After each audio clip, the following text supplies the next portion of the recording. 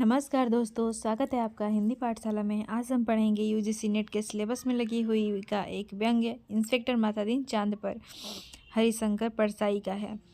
वैज्ञानिक कहते हैं चांद पर जीवन नहीं है। Senior police inspector Matadin department में एमडी साहब कहते हैं वैज्ञानिक झूठ बोलते हैं, वहाँ हमारे जैसे ही मनुष्य की आबादी है। विज्ञान ने हमेशा इंस्पेक्टर मातादीन से मात खाई है। फिंगरप्रिंट विशेषज्ञ कहता रहता है छुरे पर पाए गए निशान मुल्जिम के अंगुलियों के नहीं हैं, पर मातादीन उसे सजा दिला ही देते हैं।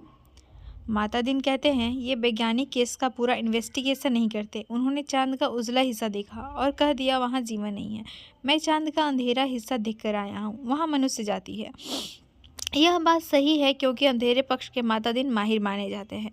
पूछा जाएगा इंस्पेक्टर मातादीन चांद पर क्यों गए थे? टूरिस्ट की हैसियत से या किसी फरार अपराधी को पकड़ने? ये क्वेश्चंस आते हैं, अच्छे से पढ़िएगा। नहीं, वे भारत की तरफ से सांस्कृतिक आदान प्रदान के अंतर्गत गए थे। चांद सरकार ने भारत सरकार को लिखा था, यूँ हमारी सभ्यता बहुत आगे बढ़ी है, पर हमारी पुलिस में पर्याप्त सक्षमता नहीं है। वह अपराधी का पता लगाने और उसे सजा दिलाने में अक्सर सफल नहीं होती। सुना है आपके यहाँ राम राज है, मेहरबानी करके किसी पुलिस अफसर को भेजें जो हमारी पुलिस को शिक्षित कर दे। गृह मंत्री ने सचिव से कहा किसी आईजी को भेज दो। सचिव ने कहा नहीं सर, आईजी नहीं भेजा जा सकता, प्रोटोकॉल का सवाल है। चांद हमारा एक क्षुद्र उपग्रह है, आईजी रैंक के आदमी को नहीं भेजेंगे, किसी सीनियर इंस्पेक्टर को भेज देता हूँ। तय किया गया कि हजारों मामलों के investigating officer senior inspector Matadin को भेज दिया जाए। चांद की सरकार को लिख दिया गया कि आप मातादीन को लेने के लिए पृथ्वी यान भेज दीजिए। पुलिस मंत्री ने मातादीन को बुलाकर कहा तुम भारतीय पुलिस की उज्जवल परंपरा के दूत की हैसियत से जा रहे हो। ऐसा काम करना कि सारे अंतरिक्ष में डिपार्टमेंट की ऐसी जय जयकार हो कि पीएम को भी सुनाई पड़ जाए। मातादीन की यात्रा का दिन आ गया। एक यान अंतरिक्ष अड्डे पर उतरा। मातादीन सबसे विदा लेकर यान की तरफ बढ़े। वे धीरे धीरे कहते जा रहे थे प्रविसी नगर कीजय सब काजा, हृदय राखी कौशलपुर राजा। ये लाइन नोट कर लीजिएगा। यान के पास पहुंचकर मातादीन ने मुंशी अब्दुल गफूर को पुकारा। मुंशी गफूर ने एड़ी मिलाकर सैल्यूट मारा। बोला जी पेक्सा, एफआईआर रख दी है? जी पेक्सा। और रोजाना मचे का नमूना? जी पेक्सा। वे यान में बैठने लगे। हवलदार बलभद्र को बुलाकर कहा हमारे घर में जचकी के वक़्त अपने खटला पत्नी को बोलते हैं, ये नोट कर लीजिएगा, एक पात्र नोट कीजिएगा। और ये खटला किसको बोलते हैं? पत्नी को बोलते हैं, ठीक है। खटला को मदद के लिए भेज देना। बलभद्र ने कहा जी पेक्सा। गफूर ने कहा आप बेफिक्र रहें पेक्सा, मैं अपने मकान पत्नी को भी भेज दूंगा खिदमत के लिए। मातादीन ने यान के चालक से पूछा ड्राइविंग लाइसेंस है? जी है साहब। और गाड़ी में बत्ती ठीक है? जी ठीक है। मातादीन ने कहा सब ठीक ठाक होना चाहिए, वरना हरामजादे का बीच अंतरिक्ष में चालान कर दूंगा। चंद्रमा से आए चालक ने कहा हमारे यहाँ आदमी से इस तरह नहीं बोलते। मातादीन ने कहा जानता हूँ बे, तुम्हारी पुलिस कमज़ोर है, अभी मैं उसे ठीक करता हूँ। मातादीन यान में कदम रख ही रहे थे कि हवलदार राम सजीवन भागता हुआ आया। बोला पेक्सा, एसपी साहब के घर में से कहे हैं कि चांद से एड़ी चमकाने का पत्थर लेते आना। मातादीन खुश हुए, बोले कह देना बाई साहब से ज़रूर लेता आऊँगा। वे यान में बैठे और यान उड़ चला। पृथ्वी के वायुमंडल से यान बाहर निकला ही था कि मातादीन ने चालक से कहा अबे हॉर्न क्यों नहीं बजाता?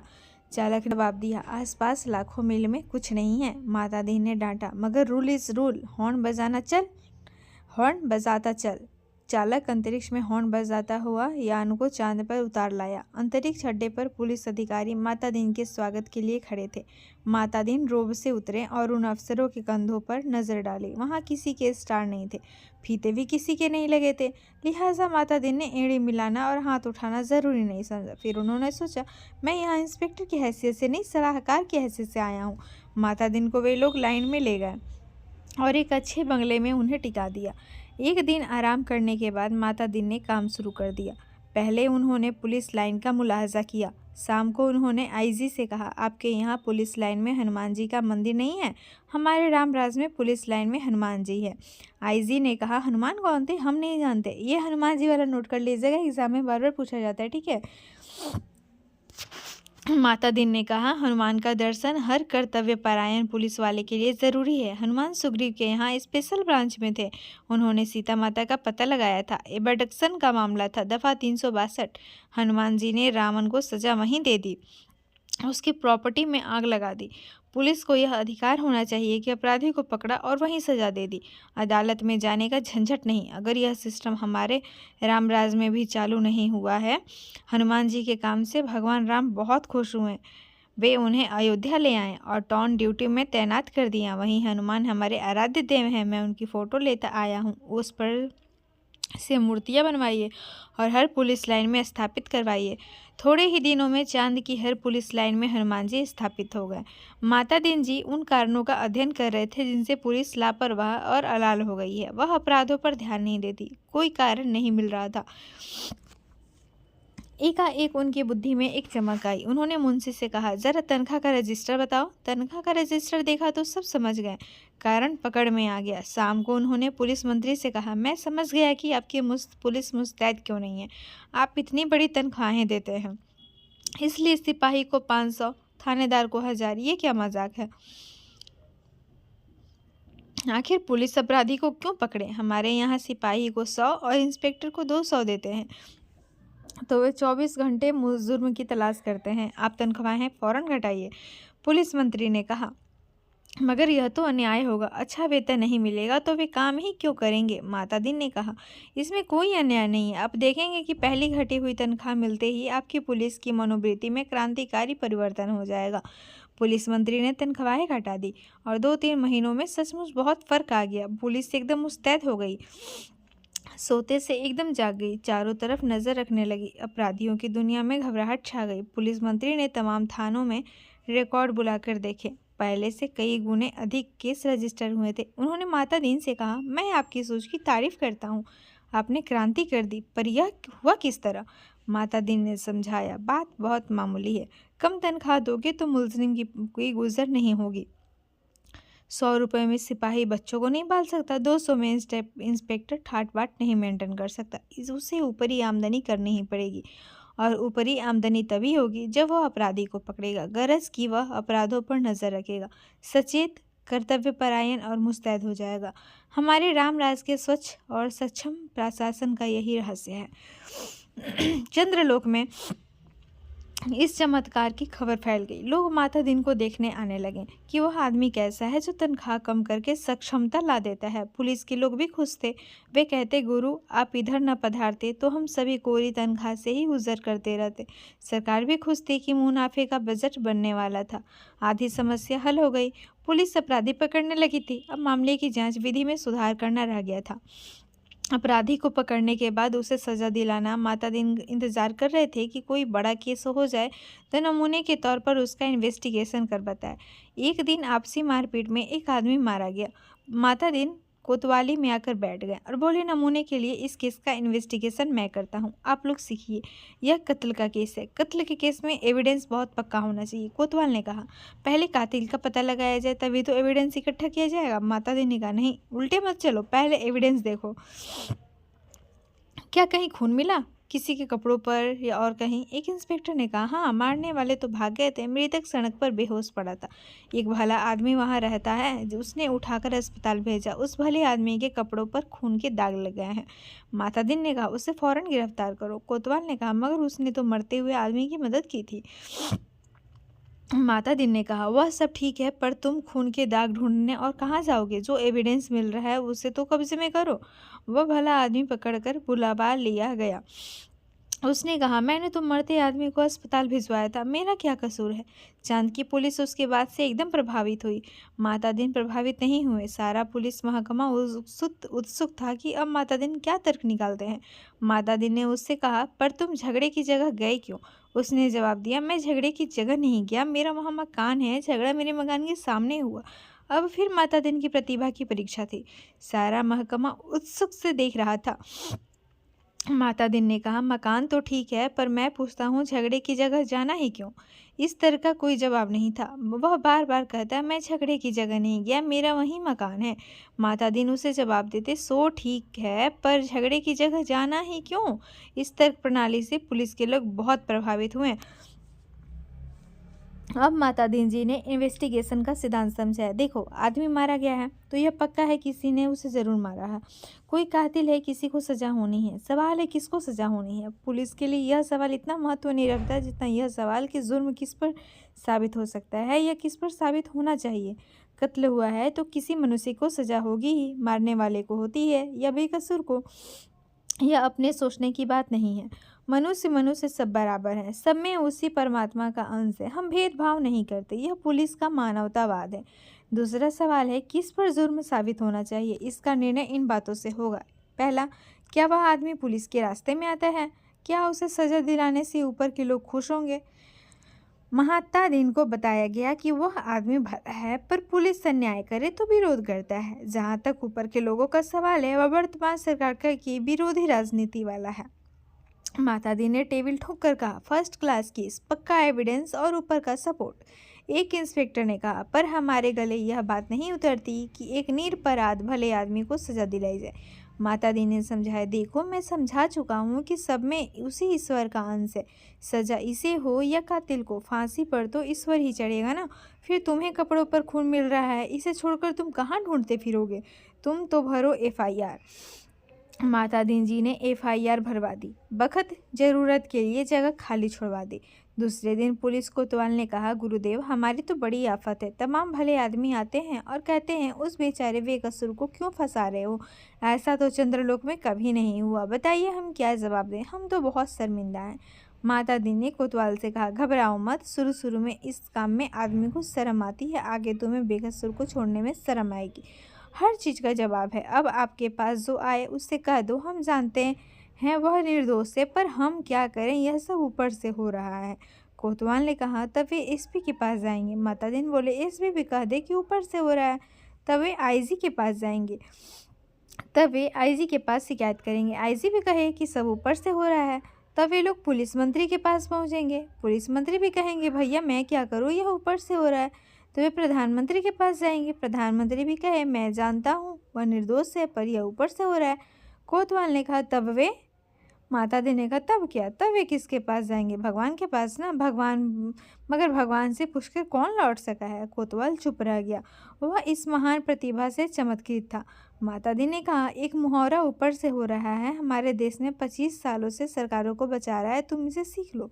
केस की तैयारी होने लगी। माता दी ने कहा, अब 4 से 6 चश्मदीद गवाह लाओ। कोतवाल, चश्मदीद गवाह कैसे मिलेंगे? जब किसी ने उसे मारते देखा ही नहीं तो चश्मदीद गवाह का कोई कैसे होगा?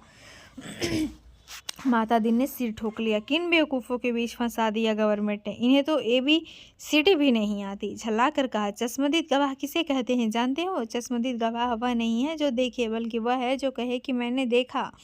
कोतवाल ने कहा, ऐसा कोई क्यों कहेगा? माता दी ने कहा, कहेगा, समझ में नहीं आता कैसे डिपार्टमेंट चलाते हो? हर एक चश्मदीद गवाहों की लिस्ट पुलिस के पास पहले से रहती है, जहाँ ज़रूरत हुई उन्हें चश्मदीद बना दिया। हमारे यहाँ ऐसे आदमी हैं जो साल में 3 से 4 100 वारदातों के चश्मदीद गवाह होते हैं। हमारी अदालतें भी मान लेती हैं कि इस आदमी में कोई दैवी शक्ति है, जिसे जान लेता है कि अमुक जगह वारदात होने वाली है और वहाँ पहले से पहुँच जाता है। मैं तुम्हें चश्मदीद गवाह बना कर देता हूँ। 8 से 10 उठाई गिरोह को बुलाओ, जो चोरी, मारपीट, गुंडागर्दी करते हों, जुआ खिलाते हो या शराब उतारते हों। दूसरे दिन शहर के 8 से 10 नवरत्न कोतवाली में हाजिर थे। उन्हें देखकर माता दीन गद हो गए। बहुत दिन हो गए थे ऐसे लोगों को देखे, बड़ा सूना सूना लग रहा था। माता दीन का प्रेम उमड़ पड़ा। उनसे कहा, तुम लोगों ने उस आदमी को लाठी से मारते देखा ना? वे बोले, नहीं देखा साहब, हम वहाँ थे ही नहीं। माता दीन जानते थे यह पहला मौका है। फिर उन्होंने कहा, वहाँ नहीं थे, यह मैंने माना, पर लाठी मारते तो देखा था। उन लोगों को लगा कि यह पागल आदमी है, तभी ऐसी उटपटांग बात कहता है। वे हंसने लगे। माता दीन ने कहा, हंसो मत, जवाब दो। वे बोले, जब थे ही नहीं तो कैसे देखा? माता दीन ने गुर्रा कर कहा, कहाँ कैसे देखा सो बताता हूँ।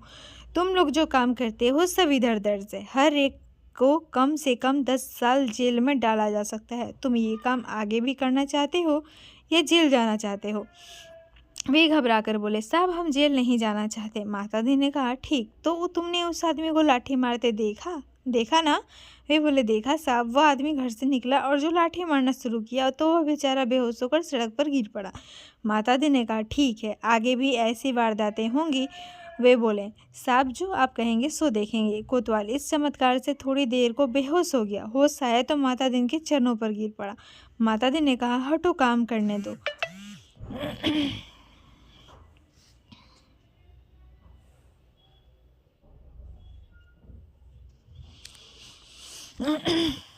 कोतवाल इस चमत्कार से थोड़ी देर को बेहोश हो गया। हुआ होश आया तो माता दिन के चरणों पर गिर पड़ा। माता दिन ने कहा, हटो, काम करने दो। कोतवाल पाँव से लिपट गया, कहने लगा, मैं जीवन भर इन श्री चरणों में पड़ा रहना चाहता हूँ।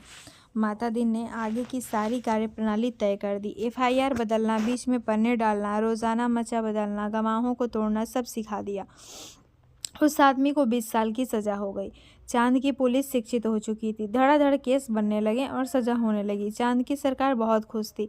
पुलिस की ऐसी मुस्तैदी भारत सरकार के सहयोग का नतीजा था। चांद की संसद ने एक धन्यवाद का प्रस्ताव पास किया। एक दिन माता दीन जी का सार्वजनिक अभिनंदन किया गया। वे फूलों से लदे खुली जीप पर बैठे थे। आसपास जय जयकार करते हजारों लोग। वे हाथ जोड़कर अपने गृह मंत्री की स्टाइल में जवाब दे रहे थे। जिंदगी में पहली बार ऐसा कर रहे थे, इसलिए थोड़ा अटपटा लग रहा था।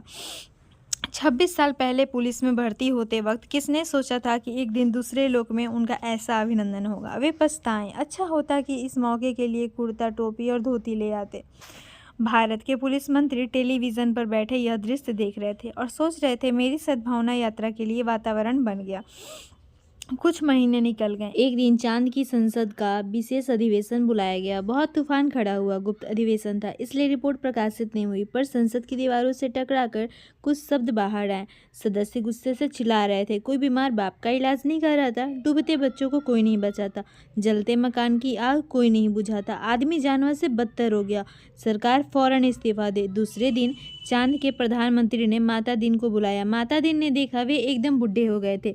लगा ये कई रात नहीं सोए नहीं है। रुआंसे होकर प्रधानमंत्री ने कहा, माता दीन जी, हम आपके और भारत सरकार के बहुत आभारी हैं। अब आप कल देश वापस लौट जाइए। माता दीन ने कहा, मैं तो टर्म खत्म करके ही जाऊंगा। प्रधानमंत्री ने कहा, आप बाकी टर्म का वेतन ले जाइए, डबल ले जाइए, तिब्बल ले जाइए। माता दीन ने कहा, हमारा सिद्धांत है, हमें पैसा नहीं काम प्यारा है। आखिर चांद के प्रधानमंत्री ने भारत के प्रधानमंत्री को एक गुप्त पत्र लिखा। चौथे दिन माता दीन जी को वापस लौटने के लिए अपने IG का ऑर्डर मिल गया। उन्होंने SP साहब के घर के लिए एड़ी चमकाने का पत्थर यान में रखा और चांद से विदा हो गए। उन्हें जाते देख पुलिस वाले रो पड़े। बहुत अरसे तक यह रहस्य बना रहा कि आखिर चांद में ऐसा क्या हो गया कि माता दीन जी को इस तरह एकदम लौटना पड़ा। चांद के प्रधानमंत्री ने भारत के प्रधानमंत्री को क्या लिखा था?